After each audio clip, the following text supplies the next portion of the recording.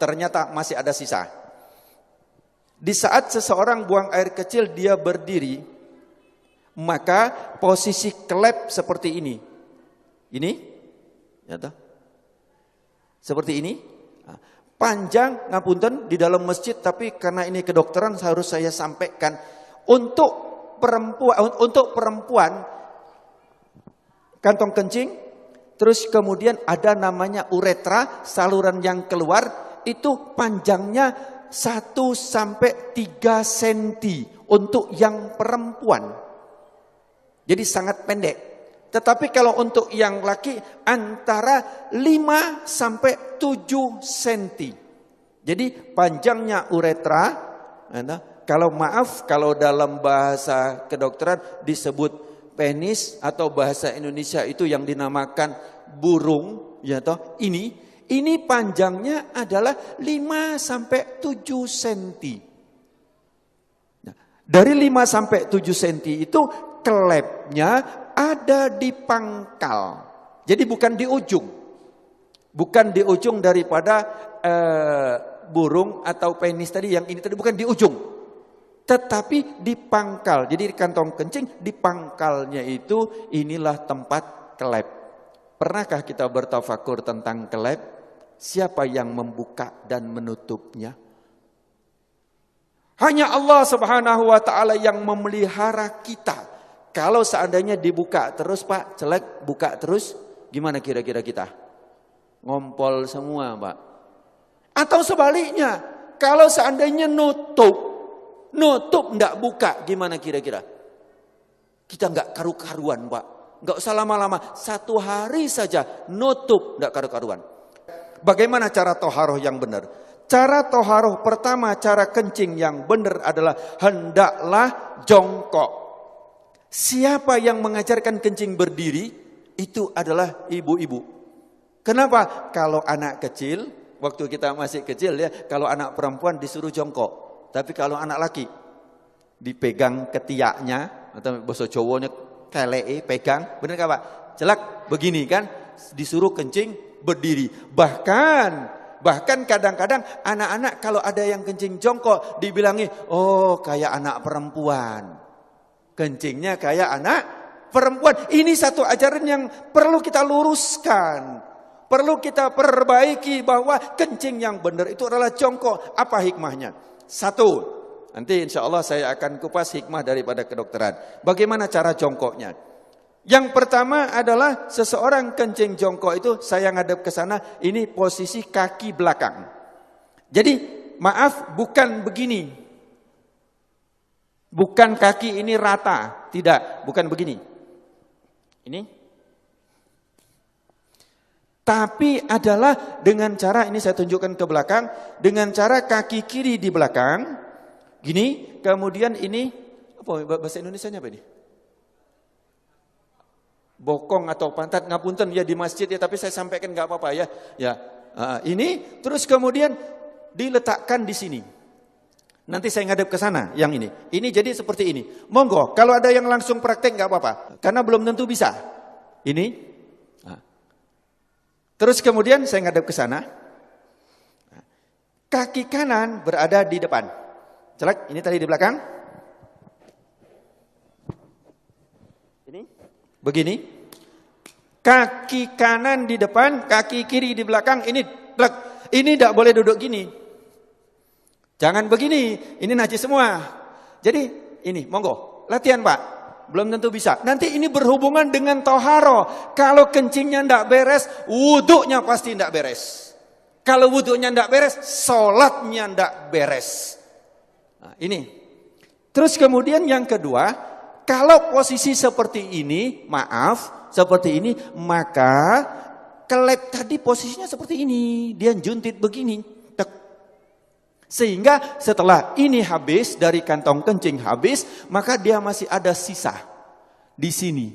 Masih ada sisa di sini, di saat nanti saya praktekkan. Kencing berdiri.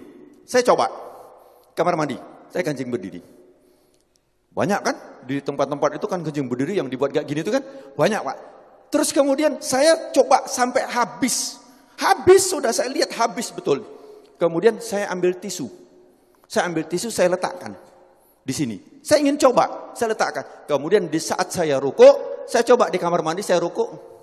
Ternyata ini dapat tekanan basah tisu. Basah. Bagaimana kita sholat, tapi nggak terasa. Kenapa? Karena dia sudah lewat dari klep. Kita pakai celana dalam, ya toh? Pakai celana dalam dari katun. Dari katun atau dari kain. Kira-kira tampak enggak? Enggak tampak, tapi celana dalam kita basah dari urin. Najis enggak celana dalam kita? Bagaimana sholatnya? Bagaimana wudhunya? Ini yang kita lupa. Bagaimana cara benar yang benar? Jadi satu tadi jongkok. Kemudian yang kedua, posisi pundak. Ini pundak kita. Ini bukan lurus. Kalau lurus dia masih segini, maka dijatuhkan. Ini dijatuhkan. Jadi ini seperti ini, bukan lurus begini. Bukan lurus. Tetapi ini jangan gini. Ini jangan. Nah, gini duduknya enak banget. Plek, ini kemudian dijatuhkan. Nah, di saat dijatuhkan itu, maka posisi klep tadi yang seperti ini, dia akan turun ke bawah. Dia akan turun, seret, akan ngadep ke bawah. Sehingga dia akan keluar habis. Seret, akan habis. Ini. Yang kedua adalah seperti ini. Ini enak banget. Setelah selesai habis, kencing, habis, terus kemudian kadang-kadang masih tersisa. Itu boleh digoyang. Tidak perlu berdiri, boleh digoyang.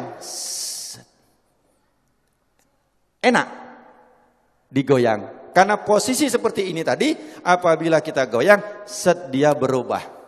Berubah, dia akan keluar lagi. Jadi cukup ini saja. Celek, plek, langsung dia keluar. 2-3 kali gak apa-apa. Insya Allah dia akan habis. Nah, setelah selesai seperti ini, yang kedua adalah hendaklah berdehem. Hendaklah berdehem. Ini yang kedua yang diajarkan oleh Rasulullah SAW adalah berdehem. Bagaimana cara berdehem yang benar? Ini juga penting. Berdehem yang benar itu bukan bukan. Berdehem yang benar itu perlu belajar. Gimana cara berdehem yang benar? Adalah dengan cara tarik nafas. Di saat ini tarik nafas, di saat seseorang tarik nafas, ini paru-paru mengembang, set. Kemudian ini ada batas antara rongga dada sama rongga perut. Ini ada namanya diafragma. Diafragma itu pembatas. Di saat seseorang narik nafas, itu seperti mangkok atau piring atau cakram, di mana dia akan lurus. Jadi diafragma di saat kita narik nafas, naik ini, lurus. Terus kemudian di saat kita hentakkan, dia akan cas begini. Di saat begini dia akan menekan rongga perut, kemudian dia akan menekan daripada kantong kencing, sehingga yang ditekan adalah bus, dia akan keluar. Tetapi kalau lego dek kini belum, jadi tidak keluar. Gampang ya, seolah-olah gampang. Saya belajar berdehem itu 15 hari. Yuk, bagaimana cara berdehem yang benar? Saya bertanya. 15 hari baru tahu dengan cara tarik nafas. Nah, bukan cara berdehem kayak orang mau lewat ada sandalnya. Bukan. Jadi caranya adalah tarik nafas. Nah, itu harus latihan sebanyak 3 kali. Begitu juga ibu-ibu. Ibu-ibu pun juga berdehem. Ini jarang kita dapatkan untuk berdehem ini, Pak. Ya, yang ketiga adalah dengan cara diurut. Untuk yang perempuan itu adalah ditekan dengan menggunakan tangan kiri, ditekan di atas ini. Nanti kapan-kapan kalau ada pengajian khusus ibu-ibu, nanti akan saya jelaskan bagaimana cara menekan daripada kantong kencing dari atas. Plek, ditekan, dia akan keluar. Kalau untuk yang laki-laki, itu adalah dengan cara mengurutnya. Bagaimana cara mengurutnya? Adalah dengan menggunakan tangan kiri, bukan tangan kanan. Kemudian dengan tangan kiri itu cara mengurutnya bukan dilingkarkan. Nah, sebelum saya menceritakan tentang bagaimana cara ngurut, biasanya kadang-kadang ngapunten, ini disentik. Benar, ini disentik, benar. Saya pengajian di mana-mana, itu ternyata, dokter, itu harus disentik, dokter. Nah, kalau disentik seperti ini, tujuannya betul, supaya tuntas. Betul, supaya tuntas. Tapi caranya yang salah. Kenapa? Di saat begini, maka dia akan ke paha sini dan ke paha sini. Celetik, celetik. Dan tidak terasa. Kenapa? Karena kita sudah biasa pakai celana, sehingga tingkat kepekaan daripada ini sudah sangat sedikit. Sensitifnya sangat sedikit. Sehingga tidak terasa kalau kena hanya percikan 1 atau setengah tetes ke sini dan ke sini. Kemudian kita pun wudu. Kemudian sholat bagaimana? Badannya najis. Bagaimana celananya? Najis. Kita seolah-olah selesai. Belum. Kemudian yang ketiga adalah dengan cara ditekan. Bagaimana caranya? Bukan dilingkarkan. Jadi bukan dilingkarkan seperti ini. Melingkar, bukan. Bukan juga kalau ini jam. Lingkar 12, 3, 6, 9. Ya. Bukan jam 3, jam 9. Bukan begini. Bukan seperti ini. Tetapi adalah jam 12, jam 6. Jam 12 itu adalah jempol untuk sebagai penahan, penopang. Kemudian yang jari kelingking. Jari apa ini? Kelingking ya, bahasa Indonesia kelingking ya. Jari kelingking ini adalah untuk ditarik ke depan. 1 kali, 2 kali, 3 kali. Dilakukan seperti itu. Kalau untuk yang perempuan dengan cara ditekan. Nanti tempat mana yang ditekan itu khusus untuk ibu-ibu. Ya, bagaimana nanti cara menekan untuk membuang air kecil. Bapak rahimakumullah. Saya ambil satu kesimpulan. Yang pertama, kalau kencing berdiri sudah saya uji coba, sudah saya lakukan, ternyata tidak mungkin kencing berdiri begini. Itu satu, pasti begini. Ya, atau malah begini.